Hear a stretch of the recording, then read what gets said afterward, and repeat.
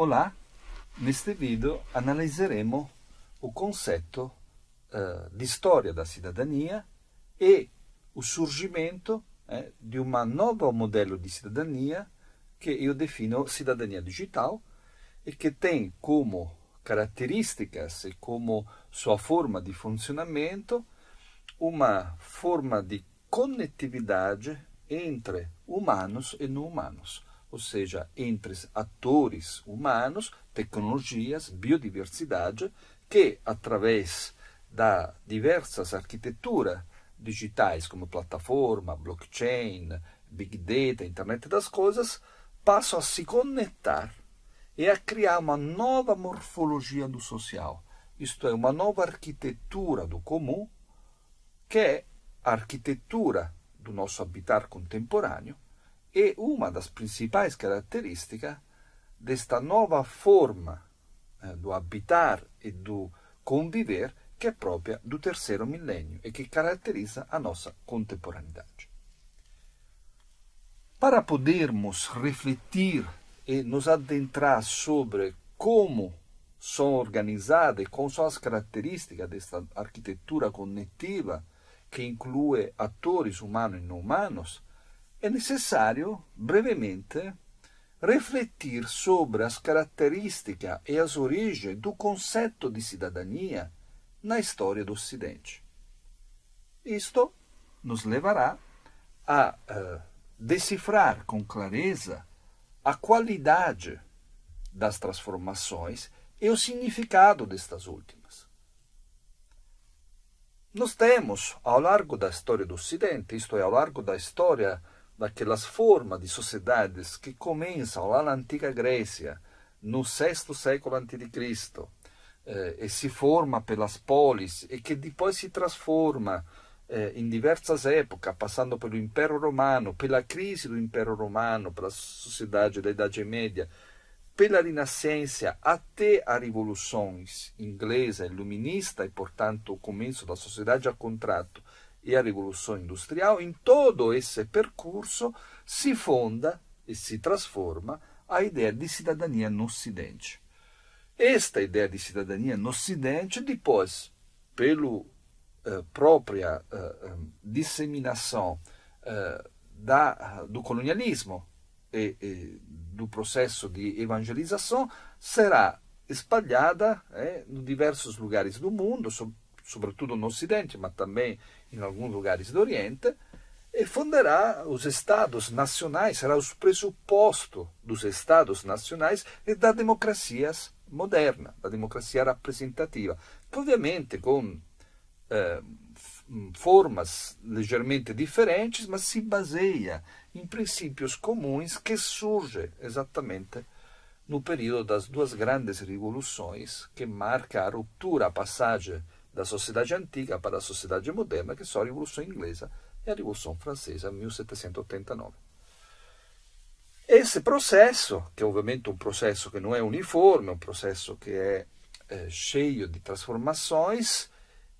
é caracterizado pela forma de construção de uma ideia de cidadania que passa por três etapas principais.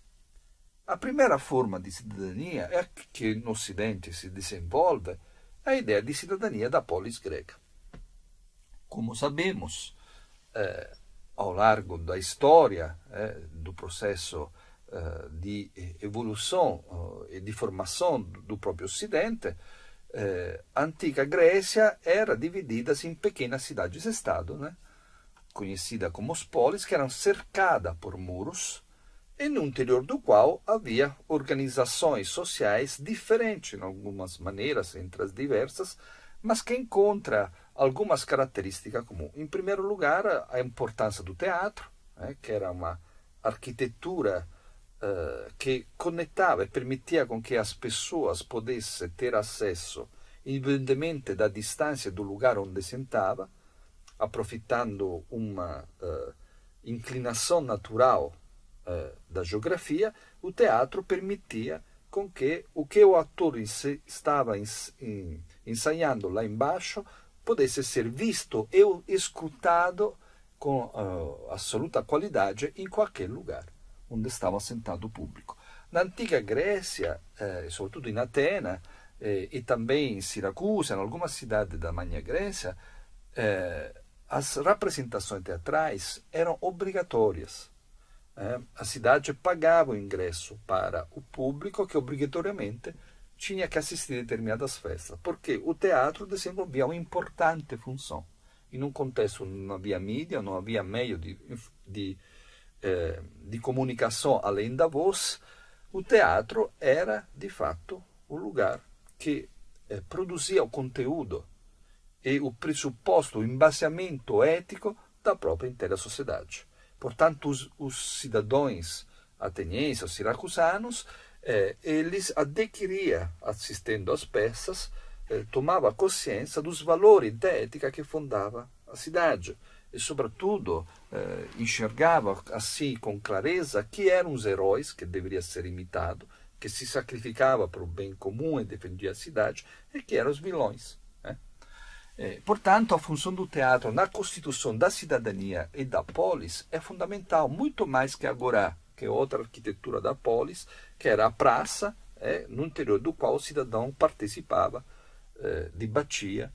e discutia entre si, exercendo a sua própria cidadania. Qual era a característica da cidadania da polis greca? Primeiro, a cidadania na polis greca era uma forma de organização de reconhecimento de direitos limitada apenas ao cidadão daquela cidade. Por exemplo, os cidadãos atenienses. Não tinha direito algum os escravos. Tinha uma média por cada cidadão ateniense de 5 ou 6 escravos, que, obviamente, não havia seus direitos reconhecidos. Não podia votar, não podia participar das decisões públicas. Nem as mulheres. E, portanto, nós estamos em um contexto onde a cidadania começa a tomar forma e apresentando uma forma desigual nesse primeiro momento. Outra importante característica, portanto, que fora da polis, isto é, atravessado, passado os muros da cidade, não existia mais cidadania. Então, a primeira ideia de cidadania no Ocidente é uma cidadania que dá direitos de cidadão e, portanto, de participação ativa à vida pública, participação ao debate, poder eleger seu representante, poder ser parte do júri para julgar processos e, portanto, condenar ou absolver pessoas, todo um conjunto de possibilidades de participação que eram limitadas aos homens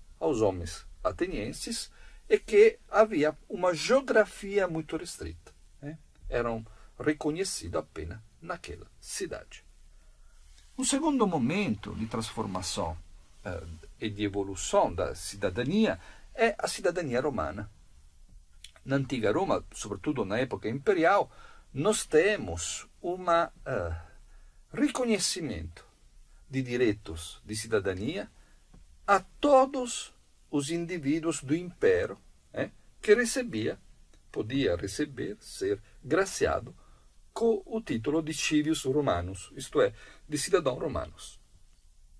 Portanto, nós temos um tipo de cidadania que passa a se estender para além da cidade de Roma,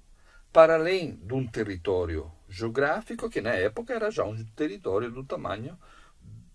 muito grande. Na sua máxima extensão, o Império Romano abarcava praticamente toda a Europa contemporânea, parte do Oriente e todo o Nord-África. Neste contexto, ser cidadão romano, qualquer indivíduo poderia ter esse título, ou receber esse título, tinha um conjunto de benefícios. Ele poderia participar da vida pública, ele tinha direito de poder deixar a sua herança para que eles quisessem, e tinha também um importante benefício de, em caso de julgamento, de ser julgado em Roma, na cidade mãe do Império. E tinha um conjunto de, obviamente, regalia que eram próprias do cidadão romano. Nesse contexto, que é um contexto que estende a cidadania a um nível jurídico e não mais a um nível geográfico, separa completamente e eleva a dimensão jurídica, e portanto uma dimensão virtual, perché è legata a un testo, a un conjunto di norme, separando a cidadania da geografia. e dando a possibilidade a qualche individuo di qualche etnia, di qualche cultura, di si tornare cidadão. Ovviamente, no Impero Romano, che era un impero che dominava militarmente a Europa e o Nord Africa e parte d'Oriente, havia ovviamente ainda, por muito tempo, a escravidão e havia, portanto, um conjunto da popolação que não era cidadão e que era, ao contrário, escrava ou subordinada aos cidadãos. Uma terceira e última transformação histórica do conceito de cidadania o temos com o advento das duas grandes revoluções. A Revolução Inglesa, no final do século XVIII, e a Revolução Francesa, depois, em 1789, que marca uma virada definitiva na história do Ocidente e fundamenta a ideia de cidadania moderna, que, com suas grandes características, temos ainda hoje. Qual é a diferença e a característica dessa cidadania? Beh, ovviamente temos um tipo de cidadania que reconhece a igualdade a todos os membros da comunidade e, portanto, sem mais escravidão. Mas, sobretudo, temos um tipo de cidadania que é basada na discussão, no debate público e, sobretudo, in un contesto di ausência di censura. A lei di abolizione della censura in Inghilterra e successivamente na França cria um contexto onde cada cidadão tem os mesmos direitos e cada cidadão, independentemente de sua origem, de sua família, de sua renda, tem iguais direitos perante as leis que norma a sociedade. É um tipo de cidadania que fundamenta, organizada pela Carta dos Direitos dos Humanos, criada na Revolução Francesa, ed è un tipo di cidadania, portanto, onde, naquele contesto no qual esiste o mesmo idioma, existe uma divisão em classes sociais, mas o mesmo idioma, existem os mesmos direitos. Portanto, são um tipo de cidadanias que, perante a lei, os indivíduos se relacionam perante a lei in modalidade de igualdade. Ma sobretudo è un tipo di cidadania, portanto, che è restrita a un Stato che sarà, con l'evoluzione, restrita a un Stato nazionale e che sarà profondamente dipendente dall'avvento da media di massa, perché os Estados nacionais, come sappiamo, si torneranno di fatto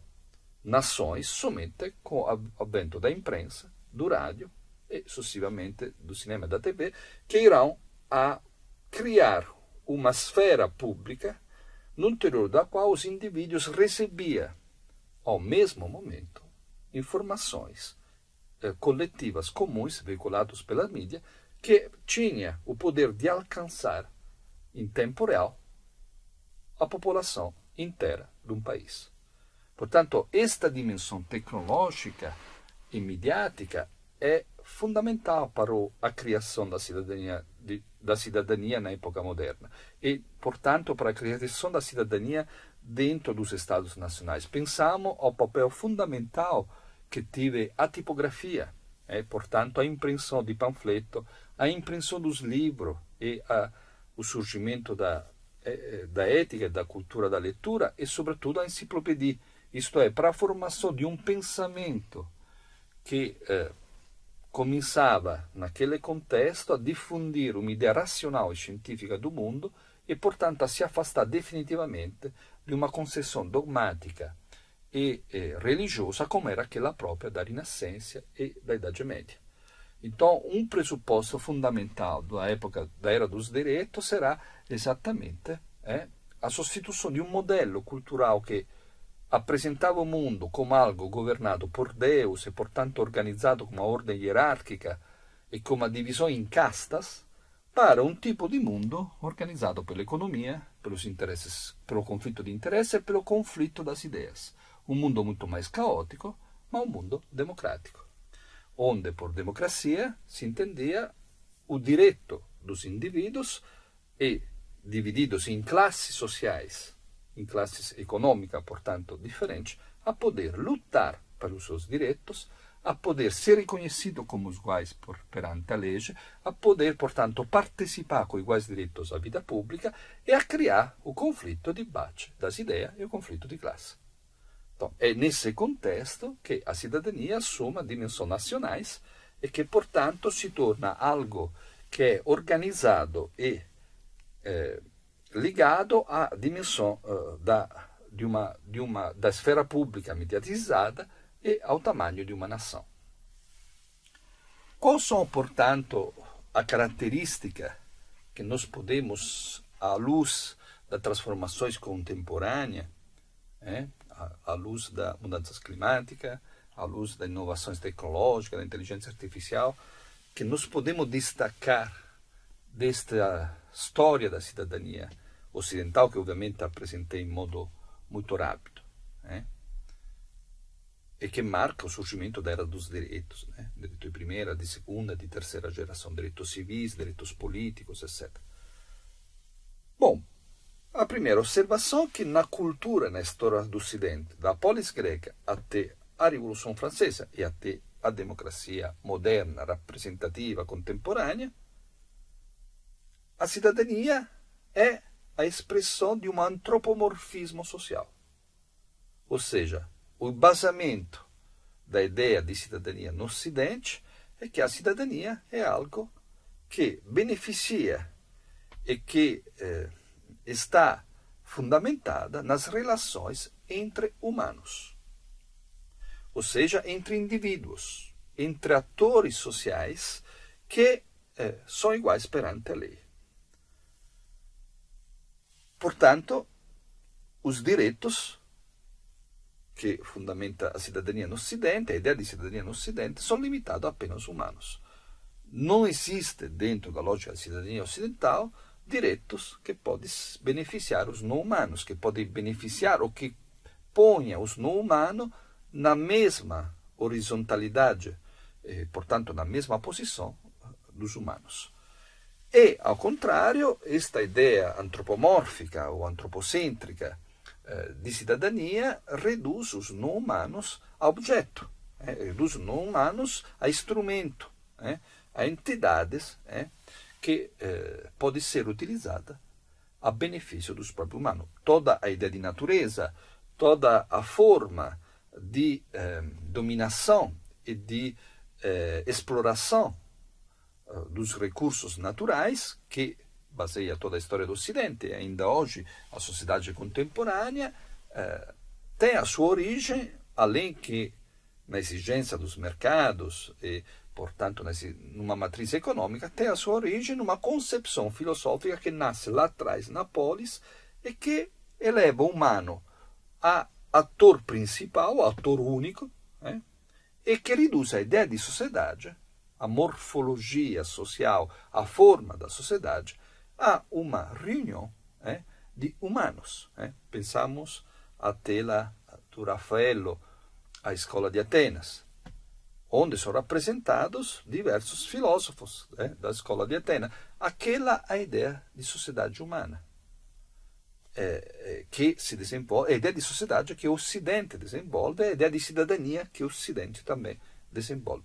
Esta, portanto, ideia de cidadania tem outra característica que é o autopoietismo, ou seja, a ideia que o humano seja ele o único ator da história, seja ele o único sujeito fazedor da sua história, independente das outras entidades, independente da natureza, independente da biodiversidade, independente da técnica, e que, portanto, no interior da polis ou no interior do Estado-nação, ele seja o único soberano. Ele seja o ator único capaz de organizar a própria vida, de determinar a própria história. Esta ideia de cidadania é hoje, de fato, a que nós somos chamados a repensar perante e a transformar em maneira muito qualitativa e muito profunda perante os desafios da nossa contemporaneidade que se apresentam in maniera completamente nova, inedita, e che portanto nos obbliga a un ripensamento profondo, come vedremo nos próximos vídeos.